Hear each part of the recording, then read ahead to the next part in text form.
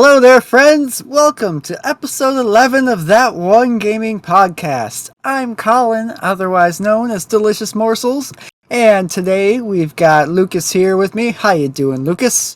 I'm doing good. Good to hear it. And we've also got Neal here. How you doing, Neal? Doing good. Hi-ho, everyone. Alright, guys. It's been a minute since the last time we recorded something. Yeah. So Yeah. So, if you're listening, you may have noticed there was a bit of a gap since our last episode. We decided that it was probably a good idea to just take a little bit of time and get caught up with other things in life, so we took a week off. But now we're back with some new stuff. And this week on the show, we are going to be discussing boss fights. Specifically, the boss fights that absolutely wrecked us. Every so often when you're playing a game, you come across one of these encounters that just absolutely stonewalls you and stops you in your tracks. And today, we've each picked out a few such instances from our own experience to share today. But before we get into that, let's do something a little bit differently today. Since lately we've been running out of time by the time we get to this segment, with it being at the end of the episode, let's flip things around and talk about what we've been playing lately at the front of the episode instead. So, Lucas, what have you been playing? I have been playing, I think, 5 or 6 Link to the Past randomizers. Oh god. Why do you do this to yourself? Because LTT randomizer is almost as much fun as Super Metroid randomizer. That's fair. But Would you like to explain to the unbeknownst public what this is? So I'm honestly not sure if I fully understand it. So, Link to the Past randomizer, let's see. Oh, what's that website real quick? It's alttpr.com. It's the Link to the Past randomizer. It's online. You obtain the Zelda no Densetsu Kamigami no Triforce version 1.0 ROM through preferably legal means. And you upload that to the website. It generates and you can pick one of several game modes. There's a generate random game, there's the daily challenge, then there's a create custom game where you get to pick all of the things yourself, for making a randomizer for someone else to play. Oh. So in theory, you could just completely and totally mess with somebody. Yes. Nice. You could make someone play through the absolute worst playthrough of Link to the Past they have ever played. That sounds miserable. Yep. You could also very easily make it unbeatable. Just lock all the fire items inside of the Ice Palace. You can't get past the first room. This doesn't sound fun, though, Lucas. Why? Well, where was I going with this? Anyways, there's varying difficulties levels that you can choose from. I usually just play on the default because I'm filthy casual. But what it does is it shuffles around all of the items in all of the treasure chests across Hyrule. So it also, for quality of life reasons, bypasses some events. You don't have to go rescue Zelda right at the beginning of the game. It sets the world into an open state so that you can just kind of roam around, find your stuff. And it also, in the dungeons, will shuffle all of the dungeon items around the dungeon. So keys will be in different locations, your map and compass, and the big key will be in different locations. In some dungeons where the big chest is sort of optional to completing the dungeon, sometimes the boss of the dungeon will drop the big key and you have to backtrack to go see what's in, say, the blue mail chest in the Ice Palace, or the Titan Mitts chest in Blind's Hideout. But yeah, it's a lot of fun. At least I think so.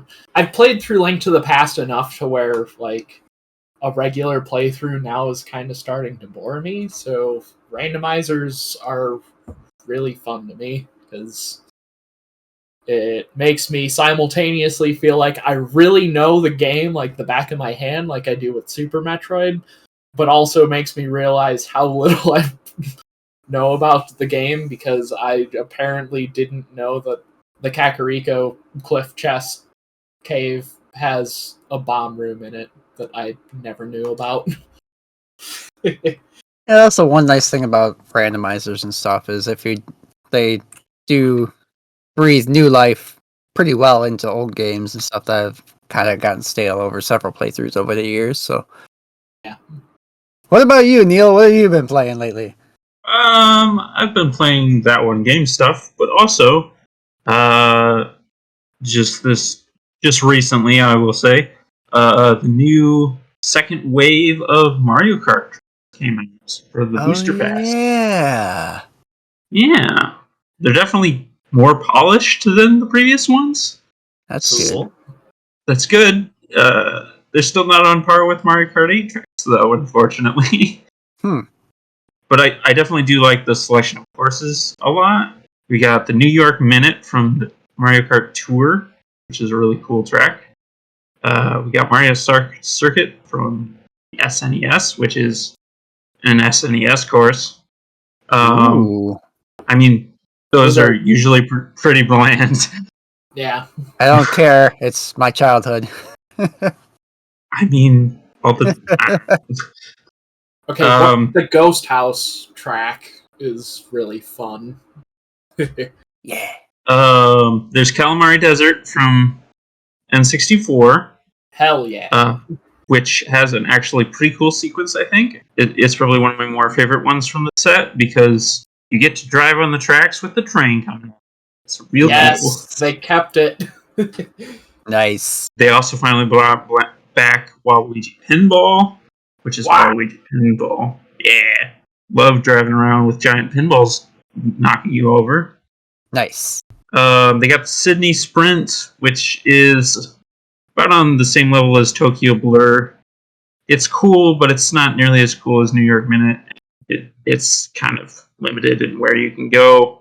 Then there's Snowland from the GBA, which was my childhood, so I was really glad to see this one. And this one, they did the Mario Kart 8 treatment of it. For one, the graphics are real good, and it goes there's hills and stuff that weren't obviously in the GBA Mode 8 stuff or Mode 7. Is that the name of that thing? Yeah. Yeah, Mode 7. But yeah, it still none of these tracks use the anti-grav thing to full effect.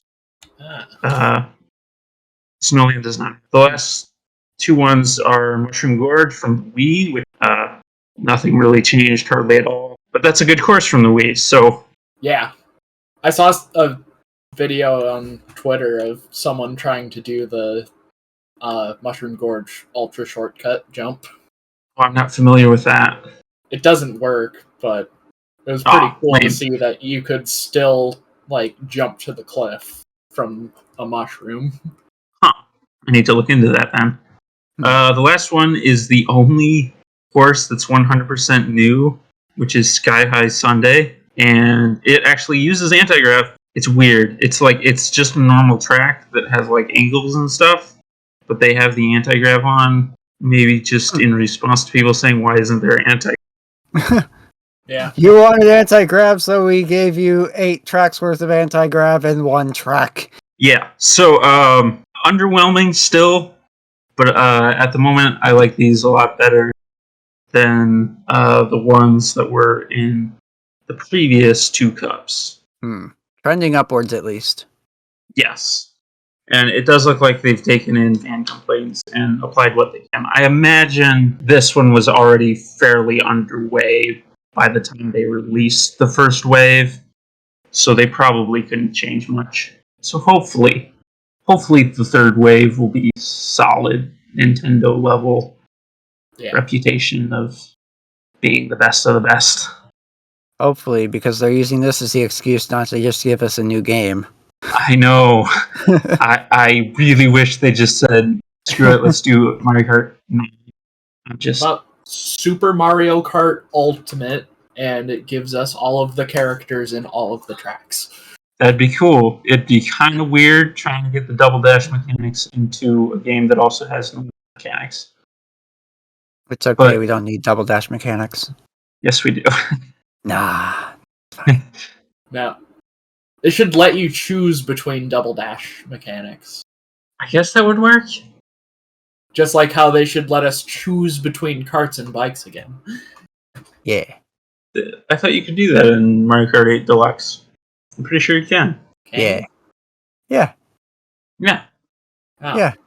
Give me back the wheelie then. Yeah. That's what I'm thinking. I don't think you can do the wheelie. I don't play with bikes. And that's the problem. I also don't play bikes. I play exclusively the Mercedes 300 SL Roadster. That is what my dad. Because My I dad thought it plays was with the Mercedes too. I just thought it was the funniest thing seeing, it's like, you unlocked a Mercedes Benz. I completely forgot about the Mercedes DLC pack from Mario Kart 8 Wii U. Yeah, my favorite thing is Link sitting in a Mario Kart. His knees all bent. Or not a Mario Kart track, a Mario Kart. Yeah. I think that's who my sister plays. I usually play him or Toad. Toad was my own standby before Link was a thing. Toad for life. Yeah, Toad is great. Oh God. But he says he's the best. I have to take his word. Toad is the best. Yeah, Toad was my main because Toad was my main for item reasons. Yeah. But yeah, that's what I've been playing. Nice. If we ever play Double Dash together, that'll be interesting. Because I Yes. am all Toad main, and you can't overlap characters in that game. Yeah, well, one of us would get Toadette, and one of us would get... Yeah. Unless you play with both. I'm the horrible person that plays with both. Oh my. Honestly, for multiplayer, I think like Toad and Koopa Troopa or Paratroopa would be a better balance for multiplayer. I always played with Toad and Paratrooper or Toad and Bowser Jr. Yeah, for that jumbo shell. Jumbo Shell. But if I was serious, I would definitely play with her. Yeah. Triple Shell for the win. Triple shells is really good. Yeah. Honestly, it would probably just be one of us playing with Toad and Paratrooper and one of us playing with Toadette and Koopa. Yeah. And then Colin sitting aside because he doesn't want to play Double Dash for some reason. Yeah. Colin, it's what a have good you thing been... all three of us don't have to fight over Toad. Yes. Perfect. Colin, what have you been playing for the past month? Wow. You know me. There's a certain game that I've been talking about. But we'll get to that. Because first, to the past. I wouldn't say I've been playing it, but this past week on my weekly indie live stream, Indie Wednesdays, I played Cult of the Lamb, and I'm going to be continuing it this week on youtube.com/delicious morsels on Wednesday night. I will actually be there for it. That game is freaking awesome. Oh my god. It's just like, it's so cute, but it's so dark and demented at the same time. They just hit that mixture so perfectly. You guys are both in my cult.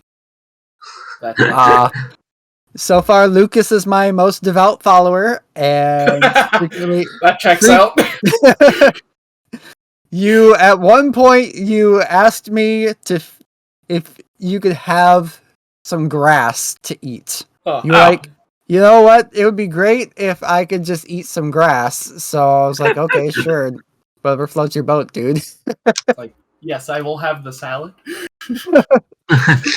But oh my god, this game, like some of the requests I've heard that people's followers have done, I just can't wait until this stuff starts popping up in my game. Because I only played for 3 hours on my stream so far, but in that 3 hours, there was one of my followers that was like, "Hey, hey, that guy over there, I think he's a spy. I think you should put him in jail.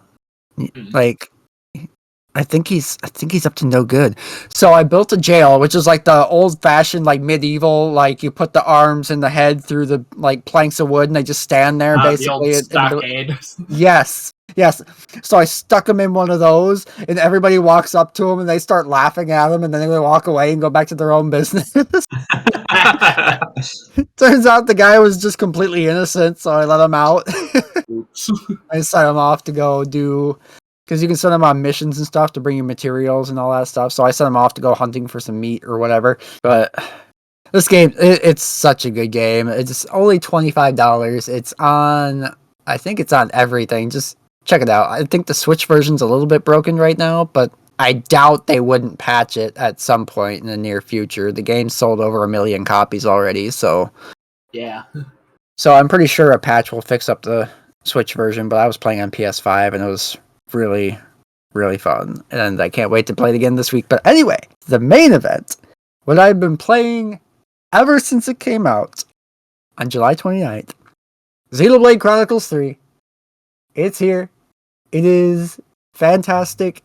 It lived up to and surpassed expectations in just about every regard.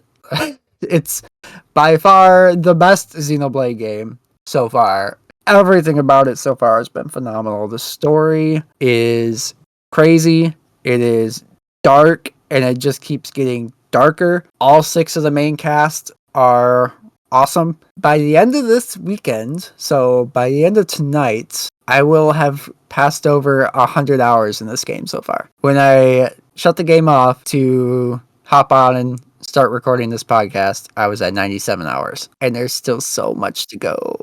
It's so good. You should play it. It's really good. It's really, really good. And it's got some pretty good boss fights. Except because I've been doing a lot of the side content, I've been pretty over leveled. So a lot of the story boss fights, I just kind of trounce all over them. But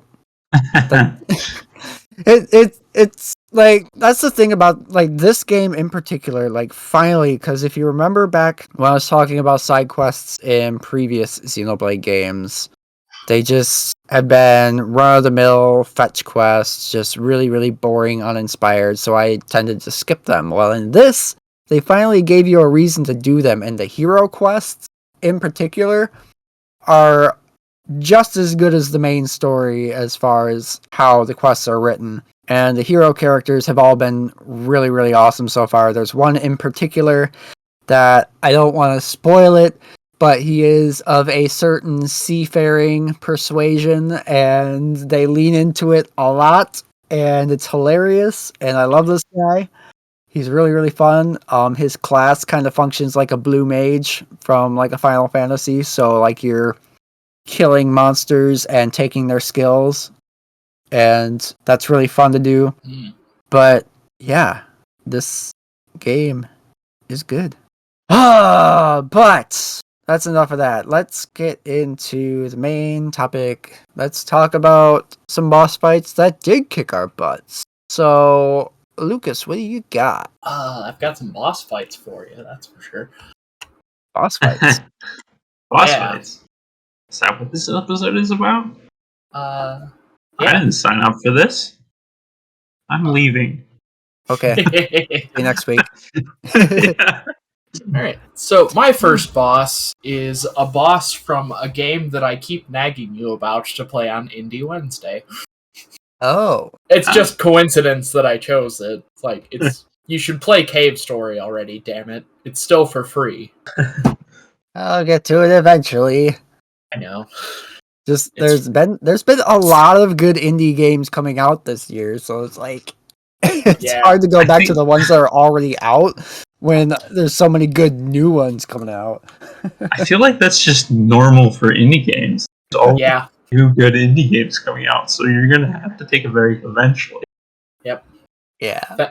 Thank you, indie games, for saving us from the like vanilla ass AAA game market. Yeah. So yeah, Balos from Cave Story. This is not just a boss battle that kicked my butt, but it's also a journey to the boss that kicked my butt. Balos is the optional true final boss of Cave Story that you have to go through a segment known as Running Hell to get to. Nice. It is the most difficult section of the game, hence why it is optional. If you happen to find the hidden item Nikumaru counter, then you will see a timer appear and keep track of your time for you for how long it takes you to complete Running Hell, if you can complete it. There is so much like skilled platforming and timing jetpack jumps and dodging cherub attacks. And then there's a boss fight before you even get to Balos, and then you have to fight Balos himself, who is very difficult. There's a way to cheese the fight. I have never successfully pulled it off, though. Gotta shoot him in the eyes, which is very hard when he turns into a giant ball and starts bouncing around the screen. That's why his name is Balos. Or Balos.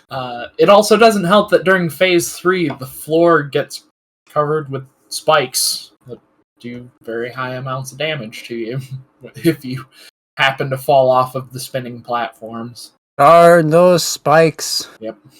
Spikes are the worst. Yeah. Especially when they're on the ceiling and then you're jumping and you jump into them. Yeah. Honestly, that's kind of why I don't really care for Kaizo type games, because they just put spikes everywhere and it makes it. Yeah. I understand it's for a challenge, but also like it's such a level design cop out. Mm-hmm. Yeah. All right, Neal, what do you got up first?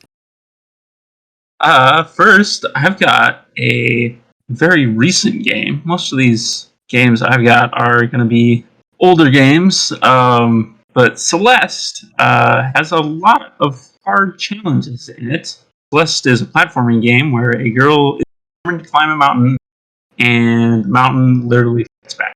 And it's a very hard platformer inspired by like Mega Man's and harder platformers in general. But it is a very pure platforming game, so much that even this boss, quote unquote, is less a boss that you fight and more just a boss that you avoid and try to beat the challenge associated with it. But boy, was this where I started having a lot of problems. This whole chapter 3 in Celeste, for one thing, it's set at a hotel that's way up the mountain. It's run down. There's lots of falling platforms and such. But also there's these evil dust bunnies that are instant death.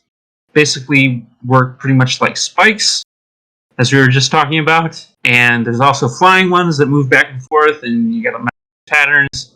It's the first really hard and frustrating level that doesn't feel as earned.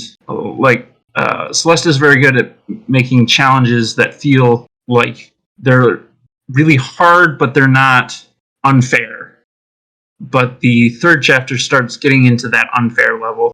Unfortunately, the later chapters don't do this as much. This is really the only one that does that. And it pushes it to a limit at the end with this boss, with this character you've been working in the hotel with, Mr. Oshiro. And all he really does is blast across the screen, and if you hit him, or if he hits you, you die and have to restart. Celeste is great because you restart at the beginning of whatever screen you were just on, so it's very forgiving, which is part of the reason I can beat it. But yeah, there's also a really hard platforming challenge associated with it, which, I beat this boss on a trip to Detroit with family, and it was pretty much the entire car ride over. Ooh. I lived in Holland at the time, so that's like going across the entire state. Yeah, it's so a good 2.5, 3 hour hike. Yeah. It was pretty rough. Just about as long as it is to see my relatives over in the thumb. Yeah. Yes. Yeah. Yep. But yeah, I was pretty frustrated, and honestly, some of that time playing other games because I was so frustrated. Which honestly, can be what Celeste's gameplay is like. You have to take breaks to go, okay, I need to take some time to get away from this one challenge, come back with a fresh head, be able to just do it again, and not be frustrated by one mechanic that I can't get past. But Celeste is a really good game. I will also say, this is actually not the hardest boss in the game for me, but I can't talk about the hardest boss in the very story intensive. So they're honestly the only two bosses. So you'll know what boss I'm talking about if you play this game. Yeah. It was a very frustrating looking fight when I watched that video. Like, just you're trying to run away and the thing's like shooting across the screen and like you'd be mid jump and all of a sudden it's like, oh no, I'm right here. Yep, and this is a game where you are a one-hit kill. That'll be fun. Yeah. Everything golden gun. Yep. Everybody's got the golden gun. This game is real hard, but it's really rewarding because they fine-tuned it enough to be a fair game for the most part. Dude. That is also an Indie Wednesday candidate for sure. Yeah, probably once we do that one game, you could do a couple Indie Wednesdays on it of your playthrough. Or before. I don't think you really need to time up with it. Well, first up for me, so a couple of my choices because I am the RPG guy of the podcast. And RPG bosses usually tend to be tied to the story of their respective game in some way. But I'm going to try to talk about them as much on a strictly mechanical level as possible to avoid any like big story spoilers for these respective games and stuff. But my first one that I've got today is Unalesca from Final Fantasy X. So this is actually a pretty late game boss. You've already got most of your Aeons by the time that this boss happens. And the first time I went up against this boss, she's got 3 phases. Every time you kill one phase, the next phase comes up and has completely new health, completely new moves and everything. The first time I fought against this boss, I just completely got wrecked. Like, the first phase is pretty easy, it's pretty straightforward, and it's very deceptive in that, because it doesn't really do too much to threaten you, but then as soon as you kill her, you're like, okay, alright, we're good, right? That was the end of the fight, that wasn't so bad. Second phase happens, and then all of a sudden, all of the status effects kick in. So immediately what she does after going into phase 2 is uses a skill that, if it works properly, puts the zombie status on your party. And the zombie status is basically what it sounds like. It prevents healing and reverses the effects of healing magic. So if a character has zombie magic or zombie status on them and then you try to cast cure on them, it'll damage them instead of healing them. Well, after she's inflicted zombie on your party, she then goes in for insult to injury and she casts regen on your party, or regen. I always pronounced it regen, but it's a like incremental regeneration spell.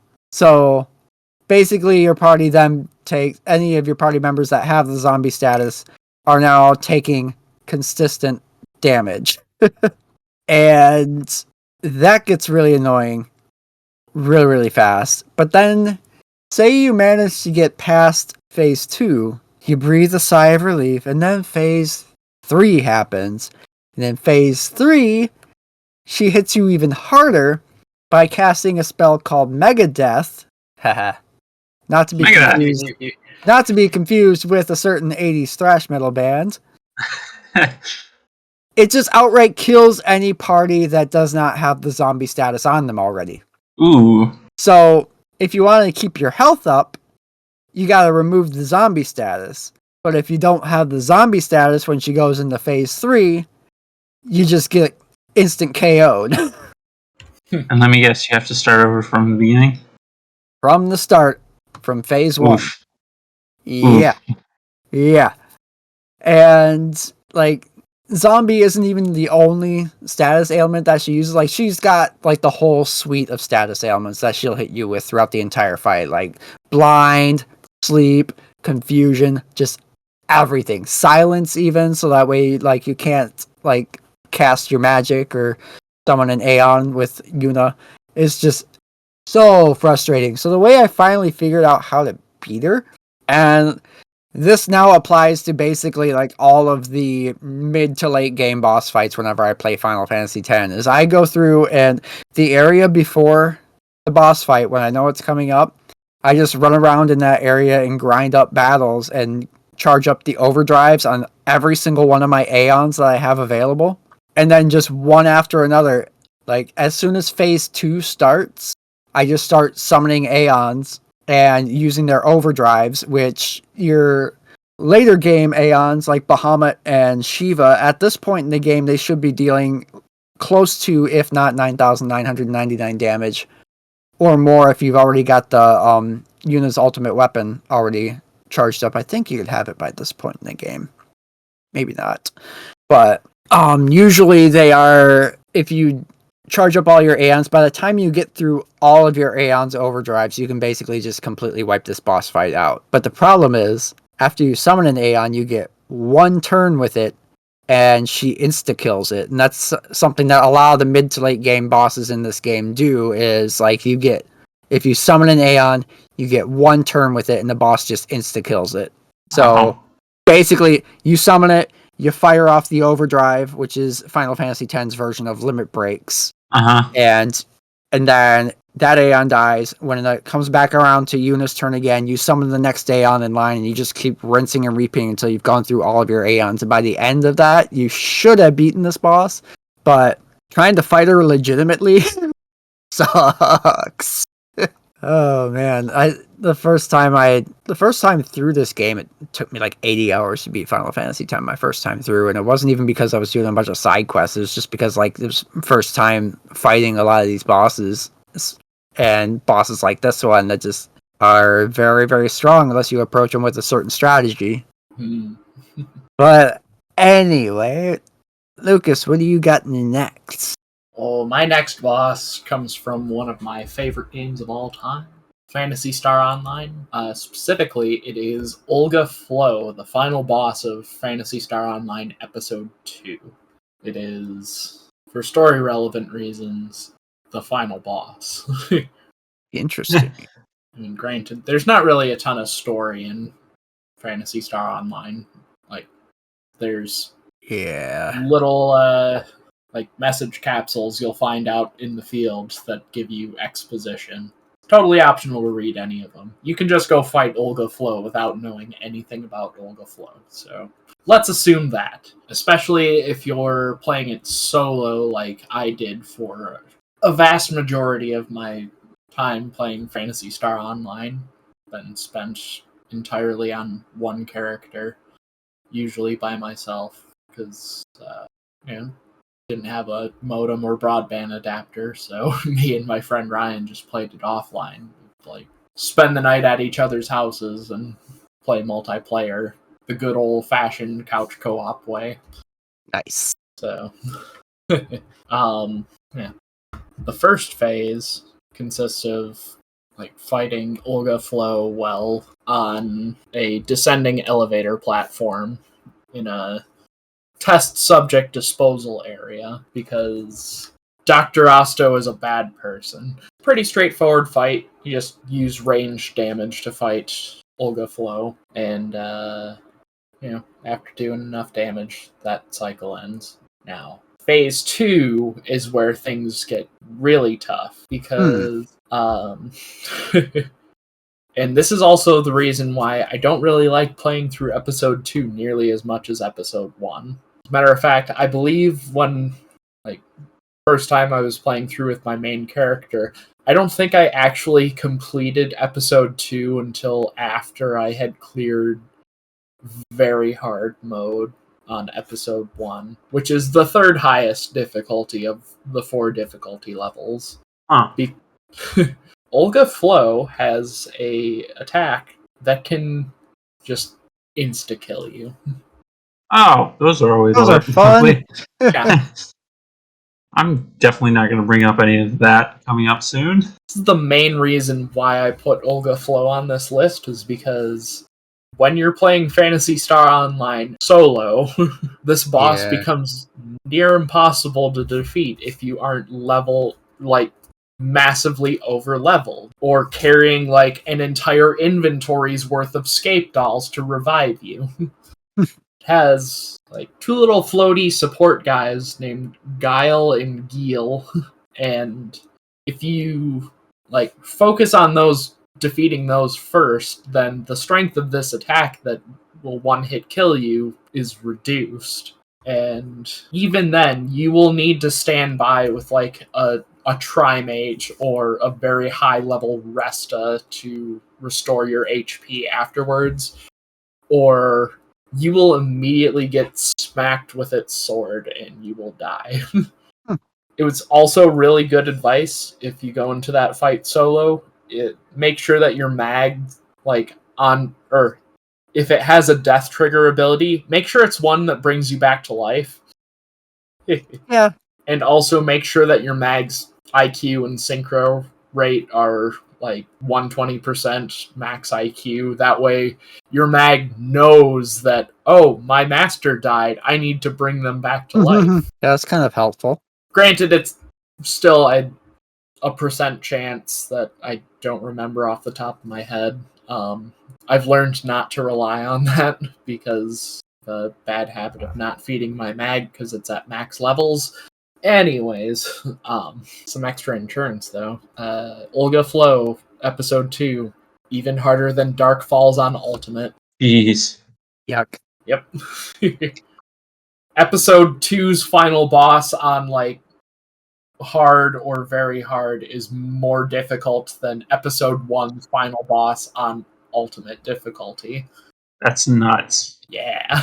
That's bad difficulty balancing.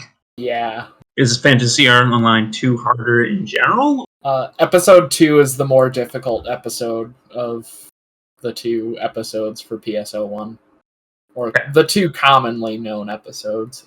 I don't ever really get into Blueburst when it was active, so I can't say about episode 4. And episode 3 is a card game that you don't play. Yeah, that sure is a thing. Yep, but I think that's about enough about that. Alright, Neal, so what do you got next? Next up, I've got a Ratchet & Clank 2 for the PS2, Going Commando, as it is called. They have multiple mini-games in this game. If you're familiar with it, there's space shooting, there's super mini-games where you're just switching gates back and forth like a little puzzle. Ratchet & Clank 3's got some really annoying mini-games, but one of the mini-games in Ratchet & Clank 2, I believe it shows up twice. I could not find the other version of this fight when I was going through on YouTube footage, but the main one that I found is the one that I was having difficulty with. Basically, your friend Clink takes over by turning into a giant mech. You basically do a kaiju fight against another giant robot. In this case, it's a bunch of aliens, like in UFOs. I mean, they're all aliens in Ratchet and Clank, but boy, did this fight ever give me both. Ratchet and Clank was a game that I played a lot with my father, and we would kind of switch off doing different things. And while I was at my mom's for the week, my dad would beat a boss that I was having a lot of difficulty with. And then I'd come back and be like, oh, cool, we can play. But this one was one we both got stuck on. I forget who completely beat it. Basically, it's a completely different play style. You go around wrecking buildings to collect health and bolts and other items. And you got to slowly defeat these aliens that have huge... Or you have to defeat this mothership that has huge health bar. And is also dropping little War of the Worlds style robots that come and fight you. And it's very easy to lose track of the mothership and get distracted by all the little robots and run out of health boosts and just be stuck with no health remaining on field So you just get to the end of the fight and you run out of health. It's a very slow burn kind of fight, and I did not have a lot of fun with that. That was one of those mini games in Ratchet and Clank where it's just like, I wish this wasn't in the game. A lot of times for me, boss fights are like that. Just I wish I could just play the game normally and not have this break where there's a boss fight or a mini game that switches up the gameplay style, enjoying the main game, not the mini games. This also happens for me in like Kingdom Hearts. Here, that's a very common complaint with Kingdom Hearts is the mini games are kind of annoying. But yeah, Ratchet and Clank 2 had some difficult stuff in it, but difficult mini games. But the main one that I could use was this little alien mothership thing. So I don't have too much to say about this because I do not have a PS2 anymore. I don't really remember how this plays, other than what I've said so far. So I'm gonna pass it over to Colin with your. Aha! So, I have yet another JRPG boss. Surprise! This one. Yeah, surprise! This one, even revealing the name, is kind of a light spoiler. Jeez. So if you play Persona 5, then you will know what I'm talking about. For everyone else, I'm just going to refer to him as George. as Spaceman. Refer to him as Okay. George. I'm just going to refer to him as Spaceman. If you play Persona 5, you know who I'm talking about already.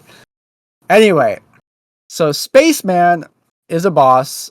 So the way Persona 5 works is you basically go inside the heart or mind of corrupt adults and you see a manifestation of their distorted their distorted cognition of society and their world around them and stuff. So this one in particular takes place on a giant UFO, basically, and inside the UFO is a factory full of exploited robots, which are basically how this person sees their employees and stuff. Anyway, this fight took me at least an hour and a half, possibly 2 hours to beat it. It was rough. So what they do is they send out waves of robots that each have a specific elemental weakness. And if in order to progress onto the next wave, you have to kill every single robot in that respective wave within 2 turns, or the wave starts over. And you have to start all over again. Oh no. And the only way to do this is not only dealing damage with the element that these robots are weak against, but you also have to take advantage of the game's baton pass mechanic, which is whenever you deal like a critical attack or damage with an attack that an enemy is weak to, you then get to perform a baton pass, which essentially allows you to continue your turn by passing the baton to another character in the party to then take their move, as opposed to it just being like you doing an attack and then the opponent doing an attack. This is a way to kind of like take extra turns, basically. And the goal is to have a baton pass chain carry out, so that way by the time you reach your final character, you're able to wipe out the entire wave of enemies at once in one hit. So if you're not doing that, then you're just basically, and if you hit them with an ability that they aren't weak to, it just bounces off them basically. It does negligible damage and you essentially waste your turn. So this goes on for I think like 4 waves, 3 or 4 waves, and then he sends out a giant singular robot that has a bunch of skills that can just kill you outright. Great. And it's got Yeah, and it's got very little weaknesses whatsoever. You know, the good stuff. Super, super tough boss fight. If this is really the only boss fight in the game. This was harder than the final boss for me. Jeez. And but yeah, this boss was even more difficult than the final boss for me. Like more so than any other boss fight in the game. This one relies on you utilizing every single mechanic at your disposal, utilizing buffs, debuffs, elemental weaknesses, baton passes, the whole 9 yards. And if you don't have your party set up for this fight, you're in for a bad time. Because I had a really bad time against this fight. And when I do finally get around to replaying Persona 5, this is the fight I will be dreading the most, but this is also the fight that I will make a mental note to prepare the most for, so probably next time around it won't be as bad. We'll see. Still a long way off from playing Persona 5 again. That But is anyway. definitely one good thing about like RPG bosses is that like you can prepare for them usually, unless they take Yeah. something away Yep. from you. Yep. Prepare for them yeah. either by like setting up your party a specific way or just grinding so much that they just Yes. become negligible. Yeah. Some games it's easier to do that than others. Right. But yeah, that is enough about Spaceman. Lucas, what do you got for your next pick here?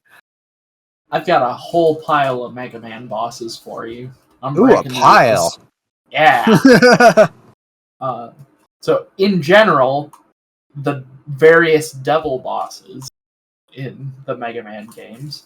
So that's Yellow Devil Mark II, Yellow Devil Mark III, Green Devil, the Twin Devils, and the Black Devil.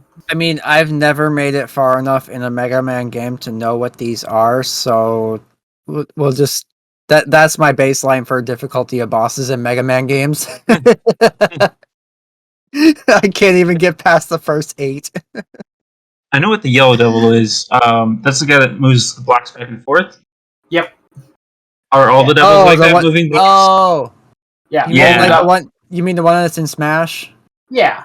Oh, okay, okay. That guy. Okay. And are all the devils like that too? For the most part, yeah. Yellow Devil Mark 1, Mark 2, and Mark 3 all kind of fight the same way. He breaks up into blocks, moves from one side of the screen to the other. And you can only damage the Yellow Devil by shooting its eye. Which only appears when it's all fully formed, I assume? Yes. Yikes. I mean, that's fine and all. The trick is, like, surviving to be able to hit it. Yeah. Here's the weird thing, is that Yellow Devil in Mega Man 1 is also one of the easiest bosses in the game. It all depends on... So, Mega Man 1 is infamously poorly programmed. The Pokemon Red, Blue, and Yellow of the Mega Man games, really. So, they made it so that, like, press the start button and it'll bring up the weapon selection menu, which is fine. But then they made it so that select acts like a regular pause button, and that's where the problem comes in. So by pressing select to pause, it does pause the game. It doesn't stop the countdown of like invincibility frames, yours and the bosses included. So if you shoot it with elect beam and then start tapping the select button over and over again, you can just one-shot it. Nice. You unfortunately don't get that luxury in any subsequent Mega Man game. Probably a good thing. Yeah. and it is fixed in Mega Man: The Wily Wars, which is the Sega Genesis remake game. That's not great, but exists. They changed more than just the graphics. That some of the engines or some of the things from the engine are tweaked, and it doesn't play exactly the same. But they did fix the pause glitch, which makes the boss fight infinitely more difficult because you have to like survive more than just the first wave of blocks. So yeah, outside of using the elect beam glitch, which very much makes the Yellow Devil in Mega Man 1 easier, the Yellow Devil Mark II in Mega Man 3 is much more difficult because of A, the weapon you have to use against it, and B, the fact that it is Mega Man 3, and Mega Man 3 is also not great. Yay! On one hand, Mega Man 3 also introduces sliding, so you're not guaranteed to be hit or have to jump over the blocks on the bottom and second from the bottom row. Because he splits up into ranks of 4. So you can slide under there, which makes health conservation a little more easy.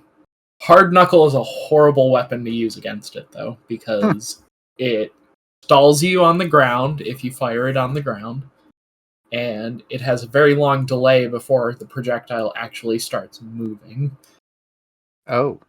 So yeah, you gotta go in close, or otherwise you probably won't hit. And same as last time, you have to shoot it in the eye. The eye moves around on the body. Gross. So yeah, that makes for a very difficult fight. Let's see. There are many devils. So much that I need to pull up the reference to remember which one was next. I believe those were the only 2 in the classic games. After that, or like the original 6. And in Mega Man 8 and sort of Mega Man and Base, there is the Green Devil, which is a different color. It's also a different boss because it has like a big slime body. And in Mega Man and Base, it's really easy because it's the intro stage boss. In Mega Man 8, it's very difficult because it's a Wily Fortress boss. Nice. In general, though, for both of them, the goal is like shoot an opening into the slime that's encasing the eye and then shoot the eye. I actually really enjoyed the Mega Man 8 Green Devil fight. It's actually one of the more interesting fights in Dr. Wily's Fortress in Mega Man 8. And then in Mega Man 8, there's Trouble. That's the Twin Devils. And as the name implies, there's 2 of them. And one will sit in the top left corner and the bottom right corner. And then they will, throughout the fight, switch to top right, bottom left. And they're weak to the black hole bomb, which is it's more difficult to use than the hard knuckle for Yellow Devil Mark II, in my opinion.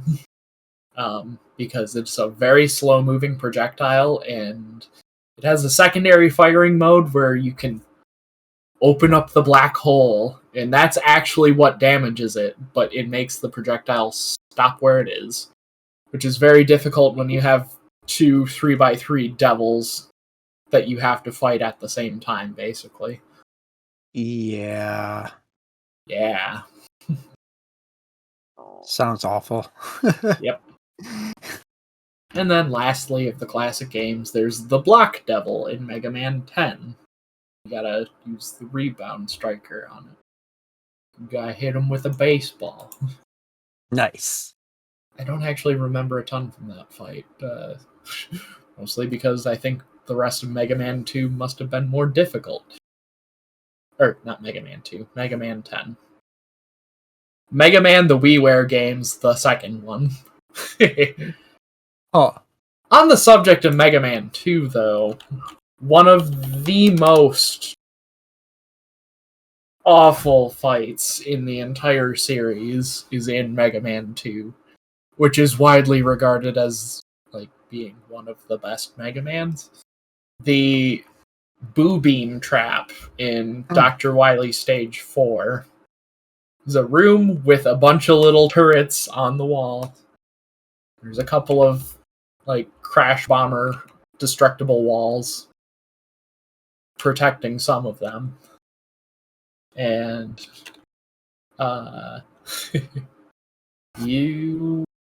it's a very rough fight because you have exactly enough crash bomber ammo to shoot all of the turrets and only maybe like 2 of the walls to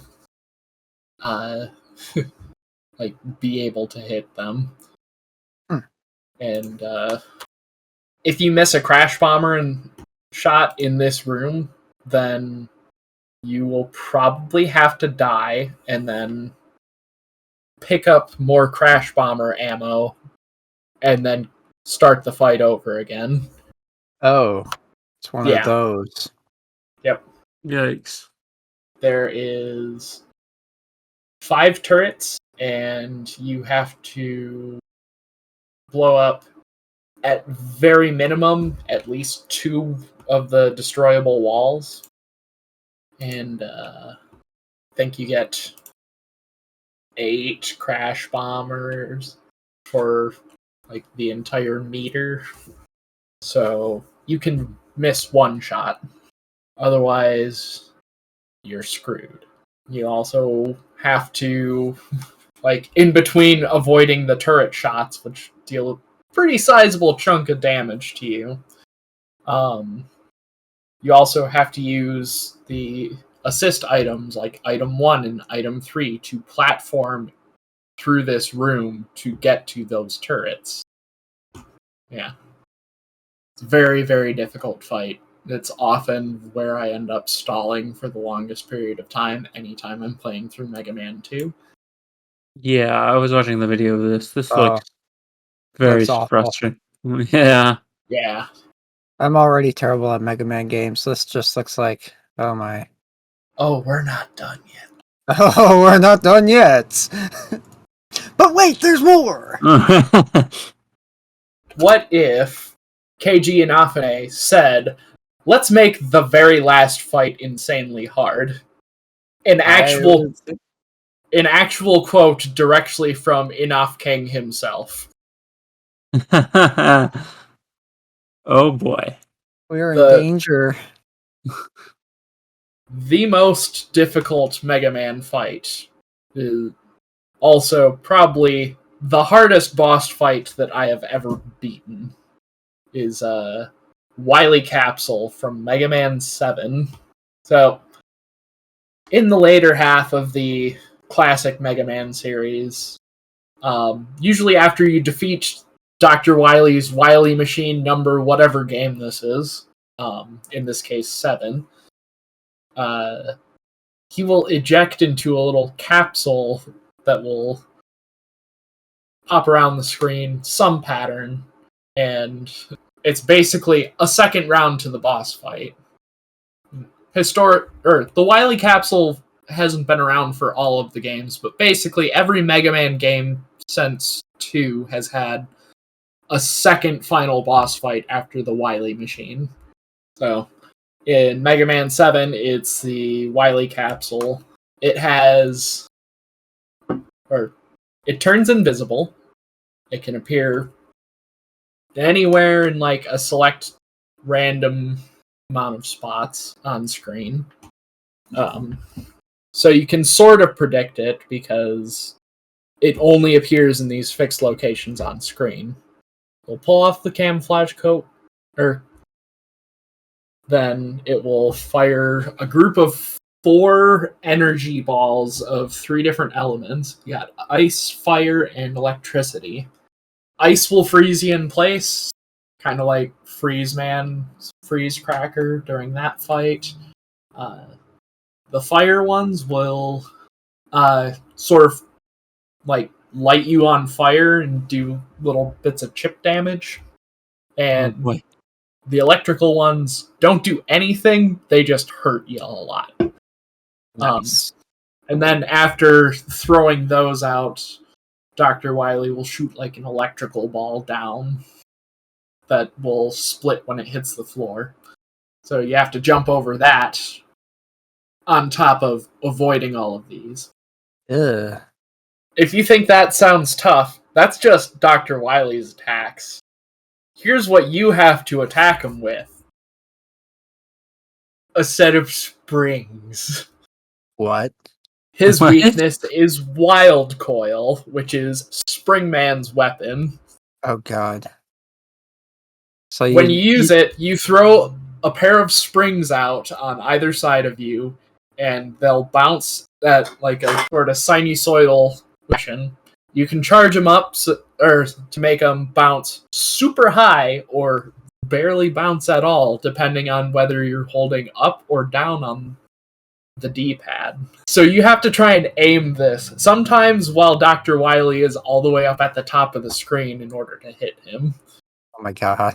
If you run out of Wild Coil ammo, which you will, You're done. This is including the up to 4 weapon cans and 1 S can that you can bring into the fight.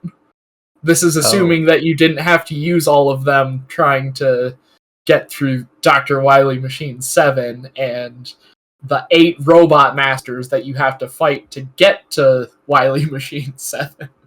Oh.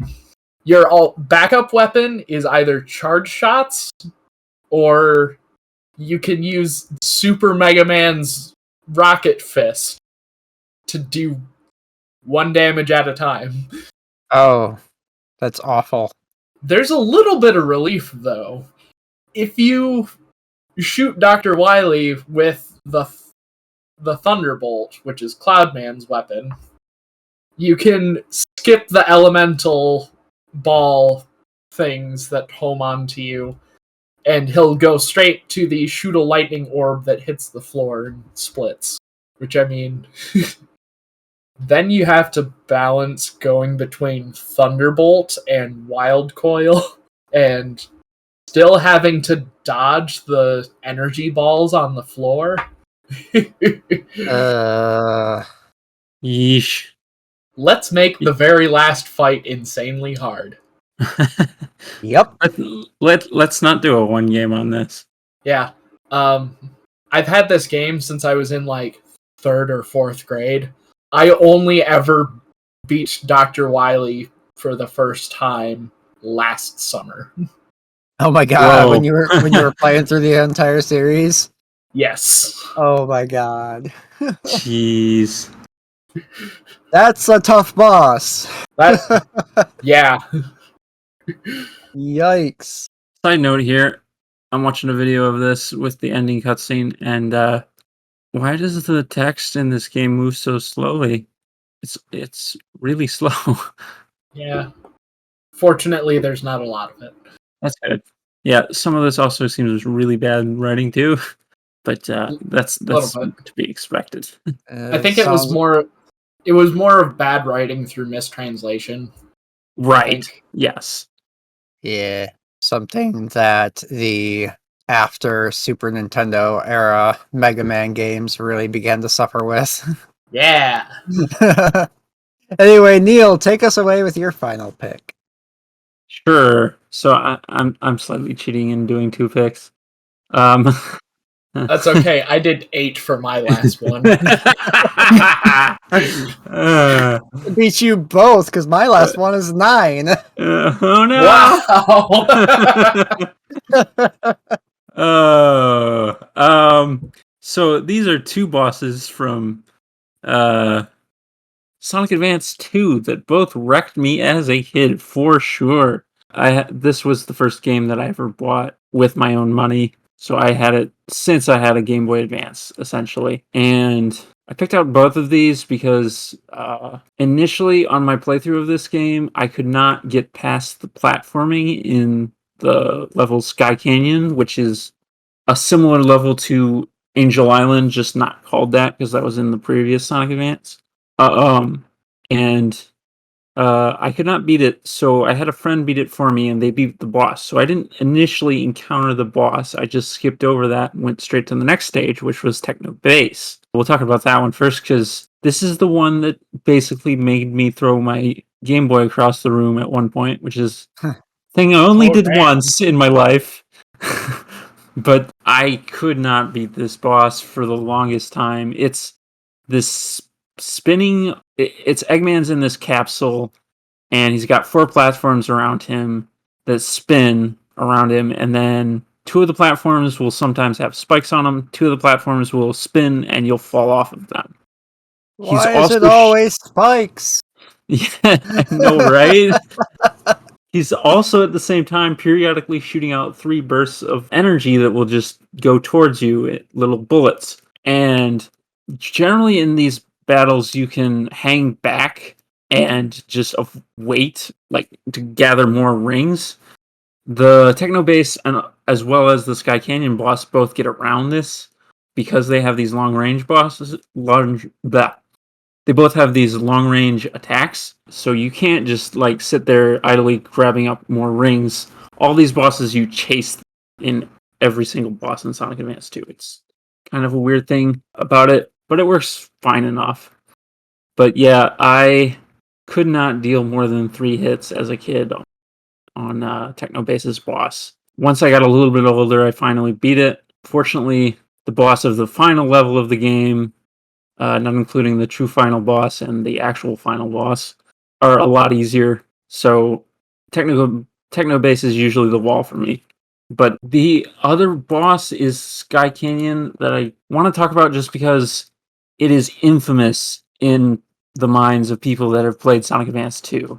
It also has the long range attack, like I said. It's a giant wheel. Eggman's in a capsule that's rotating along it. You have to jump. But there's also a gun that's shooting you long range, and that's terrible. Because, like I said, you can't pick up rings while you're running along, and you have to attack immediately. You don't have any room to wait and determine the boss's pattern.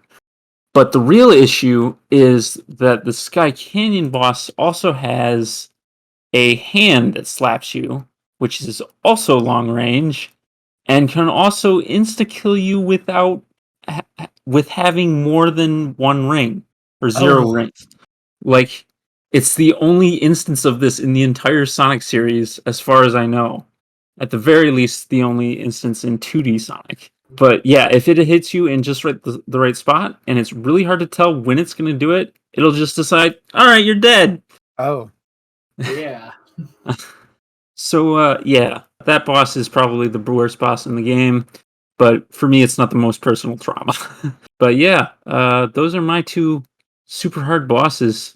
I did eventually damage my Game Boy Advance SP enough to destroy the screen. Like, it didn't crack or anything. It's just the connection to it screwed up, and now it's just displays black lines.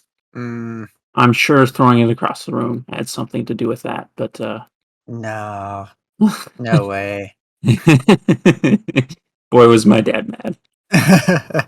That reminds me of a similar story I have with Game Boy Advance, one of the original models that wasn't actually mine. I was borrowing it from a friend with his copy of Kirby, is it Return to Dreamland or something? Nightmare in Dreamland. Nightmare in Dreamland, yes.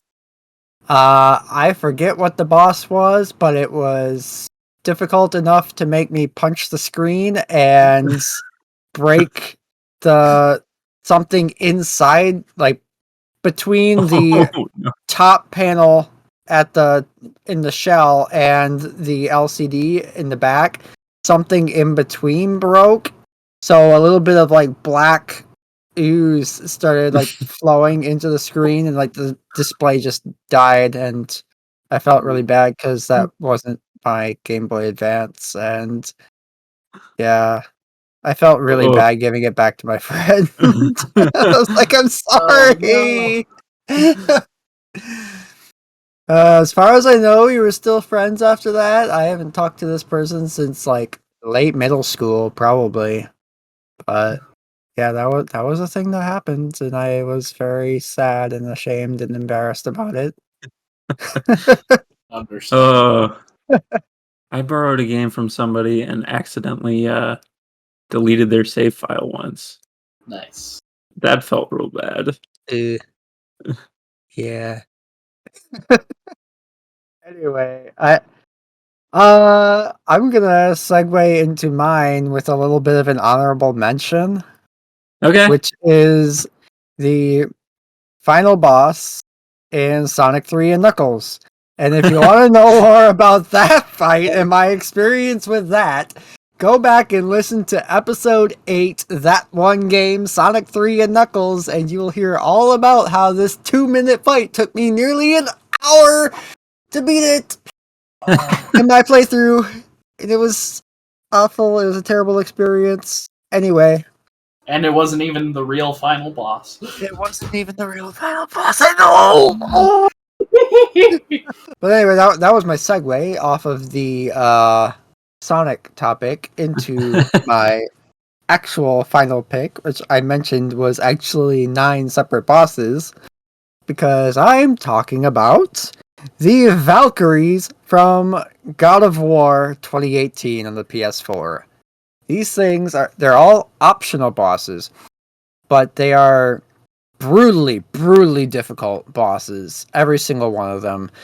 So the first 8 of them all have specific attack patterns. They have like 3 or 4 attacks that they cycle throughout the fight, and they're really difficult. They require you to really be in the zone when you're fighting these things, or they'll just completely destroy you.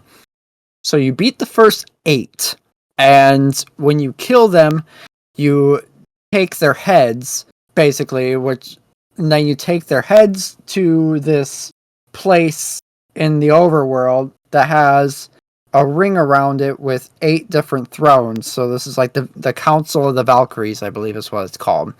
So you place each of their heads in their respective thrones, and then a portal shows up in the middle of that circular area there. And when you reach through the portal, all of a sudden, it's like you're just innocently reaching through this portal, and then all of a sudden you are greeted by the Valkyrie Queen. She grabs you by the head and bashes your face into the ground and drags you across the ground to initiate the fight with the Valkyrie Queen.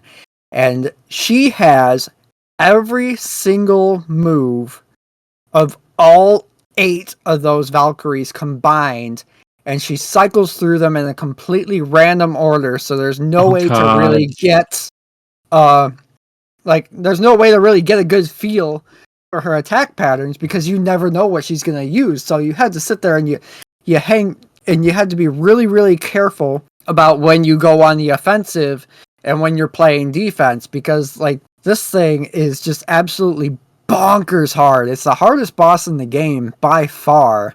I still haven't beaten the Valkyrie Queen myself, but I've gotten close. Like, literally gotten her down to a sliver of health, and then my run just kind of... I took one hit, and it just kind of threw off my groove, and I just fell apart. I put the game down, I was like, I'm going to come back to this later, and I haven't gone back to it yet. Super difficult, but those fights are so satisfying when you finally overcome them, though. Every single one of the 8 leading up to the Queen, when I beat him, is like, holy crap. All right.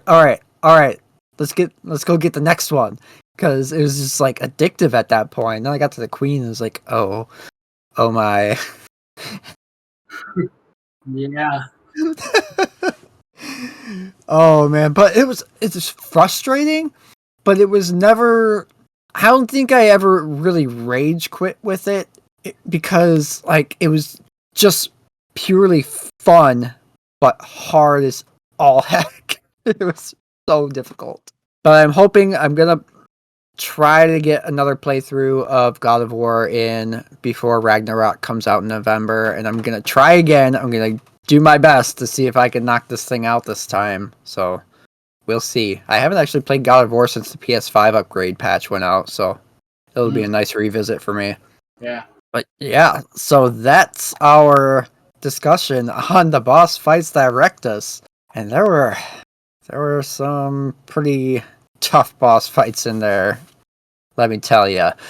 So let's move on to our next segment, which is usually what we've been playing, but we did that at the front of the episode this week, and I think we're going to continue doing that. I actually kind of like that. Yeah. So that brings us to our weekly Link to the Past. And we've got a pretty good Link to the Past this week also. Celebrating a pretty good anniversary of a pretty well-beloved series, we got Madden 2018 coming out in Japan on August 21st of 2017. Wow. Happy birthday. Thrilling. I was sad that John Madden did pass away, though. No, our real Link to the Past is actually BioShock, which is 15 years old today on the date of recording, August 21st. All right. It released on this day in 2007, the widely acclaimed first-person retro-futuristic series, BioShock. I haven't actually played BioShock 1 or 2, but I did play Infinite back in the day, and it was a good game. BioShock is just another one of them games. They're in my backlog. It's just a matter of clearing out the time to get into the backlog to play BioShock. Satisfy all of your cravings at the circus of value. I haven't played the game, but I know that just because of you and another one of our friends repeating it ad nauseum at work. Forever ingrained in my brain. But yes, happy 15th birthday, BioShock. And that, my friends, that concludes episode 11. So, to the listeners, what boss fights gave you guys a run for your money or had you banging your head against a wall? Maybe throw a controller against a fireplace brick like I did with when I was playing Final Fantasy X back in the day and left a dent in my PS2 controller. But, bricks and plastic don't cooperate very well. I split a Guitar Hero controller headstock by rage smacking it against my couch. Nice! Getting that true Rockstar experience. Yep. You're like the Who. Except it was an Aerosmith song. Anyway, listeners, we'd love to hear from you, so you can email the podcast directly at fans.togp@gmail.com and let us know what your most difficult boss fights were, as well as ask any other questions you may have. Drop a comment or whatever, and we may actually read and respond to it in a future episode. But anyway, Lucas, where can we find you outside of the podcast? Find me on YouTube at That One Gaming Podcast, Karn Evil 9. I upload long plays of our That One Game games. And you can also find me on Twitter at Karn_evil_999. I post garbage. How about you, Neal? You can find me on YouTube at youtube.com/VMK89 and twitch.tv/VMK89 is my Twitch, where I stream Minecraft Monday every Monday evening Eastern Time. I don't upload at all on my YouTube, though I would like to go back to it at some point, so give me a subscribe there if you want. I'm also on Twitter on at IamVMK89. And that's all. All right. I don't have any other social media. All right. And as for myself, if you are watching this on YouTube, you're already in the right place. That's youtube.com/deliciousmorsels. And I do a weekly indie game live stream on my YouTube channel titled Indie Wednesdays. Last week we played Cult of the Lamb, and I'm thinking this week we'll probably end up playing Cult of the Lamb again because that game is just brilliant, brilliant fun. Really enjoyed my time with it, so be sure to check that out. Come hang out, give me a subscribe. I do occasional videos every now and then whenever the inspiration strikes. You You can also follow me on Twitter at Delicious Morsel. There's only one morsel on Twitter because character limits suck. And as always, if you liked what you heard here today, please be sure to hit that subscribe button where that's an option. Leave us a review on Apple Podcasts because I hear they like that stuff. Hit the like button if that's a thing. And feel free to share it with a friend. We'll be back in a couple weeks with episode 12, which is going to be that one game, Pokemon Gold and Silver versions. So look forward to that. But until then, have a wonderful rest of your day, and remember, Come for the cows. Stay for the Bears. yeah.